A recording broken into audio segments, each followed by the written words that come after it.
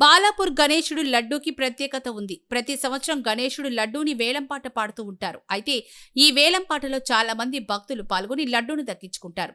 ఈసారి వేలంపాటలో మొత్తం 38 మంది పాల్గొన్నారు. అందులో కొత్తగా చంపాపేటకు చెందిన Marri Ravikiran Reddy, urban group LB Nagar కు చెందిన సాయి ప్రశాంత్ రెడ్డి, కర్మన్ ఘాట్ కి చెందిన లింగాల దశరథ్ గౌడ్, కర్మన్ ఘాట్ కి చెందిన కంచెల శివారెడ్డి, కొత్తగూడెం కందుకూరుకి చెందిన సామర్ రామ్రెడ్డి దయ, హైదరాబాద్ కి చెందిన పిఎస్కే గ్రూప్, చంపాపేటకి చెందిన జితా పద్మా సురేందర్ రెడ్డి ఈ 7 సభ్యులు పాల్గొన్నారు. అయితే ఈసారి బాలాపూర్ లడ్డు రికార్డు స్థాయిలో ధర పలికింది. వేలంపాట 1116లతో ప్రారంభమైంది. గత ఏడాది 30.01 లక్షలకు బాలాపూర్కి చెందిన బీజేపీ రాష్ట్ర నాయకుడు శంకర్ రెడ్డి దక్కించుకున్నారు.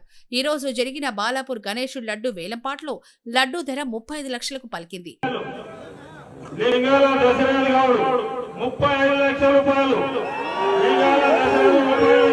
ఒకటోసారి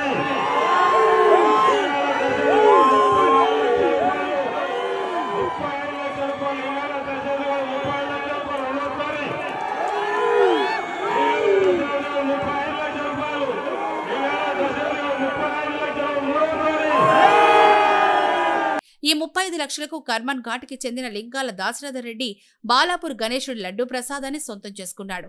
గత ఏడాది కంటే ఈసారి 4.99 లక్షలు అధికంగా పలికింది.